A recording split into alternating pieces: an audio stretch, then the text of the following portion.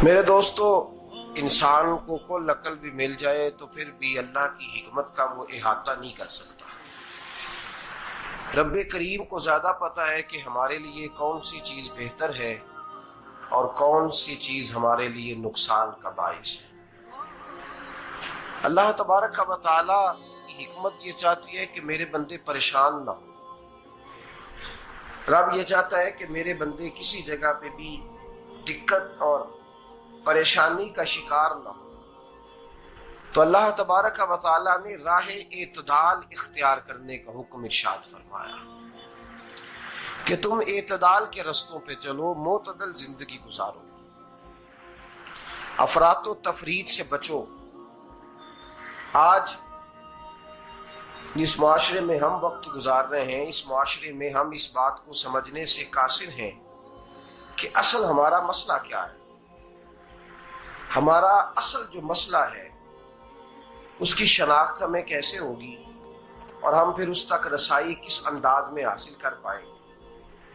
हम हमेशा अपनी आमदन बढ़ाने के चक्कर में रहते हैं। एक काम और शुरू कर लें, पार्ट टाइम जॉब शुरू कर लें, कोई साइड बिजनेस उसका आगाज कर लें। हमारी जो दौड़ लगी हुई है वो लगी है काम बढ़ाने में, आमदन बढ़ाने में। हालांकि इस्लाम हमें ये कहता है कि तू आमदन बढ़ाने के चक्कर में ना पड़। असल बात यह है कि तू अपने खर्चे कंट्रोल कर। तंग इंसान वो नहीं होता जिसकी आमदन थोड़ी होती है। ये तवज्जो कीजिएगा मेरी बात, ये कीमती बात है और गुफ्तगू सारी का लुबे लुबाब है। तंग बंदा वो नहीं होता जिसकी आमदन थोड़ी होती है। असल परेशान वो होता है जिसके खर्चे ज्यादा होते हैं। और हमारा जो रोजमर्रा का नुकसान हो रहा है ना, वो आमदन के मामलात में नहीं हो रहा। बुनियादी नक्श जो वाकया हो रहा है वो ये है कि हमारे अखराजात ज्यादा, और वो अखराजात किसी और ने नहीं बढ़ाए। वो खर्चे हमने खुद बढ़ा लिए हैं और अब हमें उसका नुकसान भुगतना पड़ रहा है। और अगर आप सही मानों में टटोलें तो जो बहुत अमीर लोग हैं वो तो उन खर्चों से बच गए। मैंने बहुत सारे ऐसे खत्मात में शिरकत की है। मैं बहुत सारी ऐसी जगहों पे गया हूं कि जहां लोगों ने बड़ा मुख्तसर सा खत्म दिलाया है तो हो गया है खत्म। खत्म के मामले में कब किसी ने पाबंदी लगाई है कि उसमें 200 आदमी शरीक होगा तो तब ये साले सवाब सही हो सकेगा? कौन कहता है? या शादी के मौके पर अगर सारे बहन भाइयों को न बुलाया गया तो मेरी शादी पाया तकमील तक नहीं पहुंचेगी, इसमें बरकत नहीं होगी। ये किसने फतवा दिया है? मोतदल जिंदगी का इस्लाम हुक्म देता है। मैं पढ़ रहा था कि एक बहुत बड़ा सदर है, गालबन सूडान के सदर की बात हो रही थी, तो अपने बेटे की बारात लेके गया तो 4 लोग गए हैं बारात, और 15 लोगों का उसने एहतमाम किया अपने घर में खाना खाने का। तो क्या शादी हो गई कि रुक गई?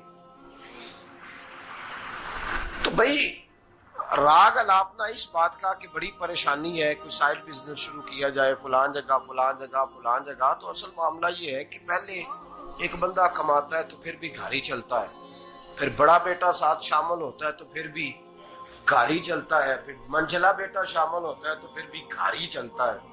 जो रोना दादाजी रोया करते थे कि बड़ी मुसीबत है, बड़ी मुश्किल है, गांव में रह अकेले होते थे और वो 5 बच्चों को और 4 बच्चियों को वो पालते थे। तो जो वहां परेशानी थी वही आज परेशानी शहर में आकर पढ़ लिख कर मोटी तनख्वाह लेकर वही परेशानी हमें है। तो मैं जिस नतीजे पे पहुंचा हूं इसको पढ़ के, कुरान मजीद की चंद आयात को देखकर और इस मफहूम की जो हदीसें कुतुब हदीस में पाई जाती हैं और हमारे बुजुर्गों ने हमें जो मिजाज इस हवाले से दिया है, मैं इस नतीजे पे पहुंचा हूं कि मसला आमदन का नहीं, मसला खर्चे का है। हमारे खर्चे बुनियादी तौर पर ज्यादा, और अगर फिर हम ज्यादा बोझ खवातीन पे डालते हैं कि वो मुतालबे ज्यादा करती हैं। और अगर आप मुझसे पूछें तो खवातीन की भी अगर किसी जगह कोई आदत खराब होती है तो उसमें असल किरदार उसका होता है जो वो आदत खराब तो क्यों अपने गले से उतार के आप किसी के गले में बात डालने के चक्कर में हैं? वो खवातीन की तबीयत नहीं ऐसी है। असल बात यह है कि हमने आदत डाली है, हमने ये मिजाज उनको दिया तो उनका बना है, न कैसे बन सकता। तो एतदाल जब तक जिंदगी में नहीं होता, पानी प्यास बुझाता है, लेकिन एक गिलास ही हो तो प्यास बुझाता है। बाल्टी को मुंह को लगाएगा तो कपड़े भिगो देगा उसके। हालांकि पानी बुरी चीज का नाम नेमत है ना, बहुत बड़ी अल्लाह की, लेकिन प्याले में ही अच्छा लगता है। कोई मटका मुंह को लगाएगा तो तंग होगा, प्याला ही बेहतर है उसके लिए। तो मेरे दोस्त, मटके से भी बाज़-औक़ात काम चल जाता है, लेकिन अगर कोई कहे नहीं मुझे दरिया ही चाहिए तो उसका तो घर बह जाएगा, सारा घर बह जाएगा उसका। हमें दरिया काबू करने का मूड बनाया हुआ है तो इससे घर बहा करते हैं, इससे घर बना नहीं करते। घर प्याले से पानी पीने से बनता है। अगर तू दरिया पे कब्जा करने का मूड बनाएगा तो घर बनेगा नहीं, घर बह जाएगा। आग ना हो तो खाना पक नहीं सकता, लेकिन हल्की आंच से खाना पकता है। और अगर आंच तेज कर दी जाए तो जी, करीने क्यास बात कर रहा हूं मैं, अकल से मावरा नहीं कर रहा। करीने क्यास समझाने के लिए मिसालें दे रहा हूं।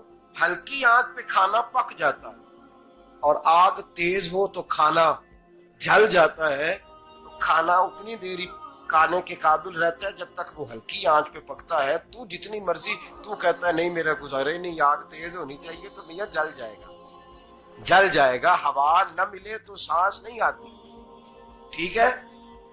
ऑक्सीजन ना हो तो सांस है, हवा ना चले तो गुजारा नहीं होता। लेकिन अगर तेज जले ना, अगर तेज जले तो तेज चले तो आंधी और तूफान बन जाए तो छतें गिरा देती है, जाने ले लेती है। हम हैं तूफान के चक्कर में, हम हैं दरिया के चक्कर में, हम हैं बड़े नाव के चक्कर में। तो मियां हल्की आंच ही अच्छी है, याद रख। और एक गिलास पानी का एतदाल से मिलता रहे तो वही मिलता रहे, जरूरत के वक्त वही बेहतर है। तू पूरे दरिया पे कब्जा करने का प्रोग्राम ना बना, तंग हो जाएगा। और मेरे अजीज याद रख, हवा सांस लेने के मुताबिक मिले तो वो ये अच्छी है, जो सांस बंद करने पे आ जाए वो हवा अच्छी। हमने चक्कर चला लिया है कि ज्यादा पैसा, रातों रात पैसा, लंबा पैसा, ये प्लाट भी मेरा, वो प्लाट भी मेरा, गुजरावाला भी, गुजरात भी, लाला मूसा खारी और पिंडी तक जहां मैं जाऊं मेरे नाम की तख्तियां लगी हुई होनी चाहिए। इस्लाम मना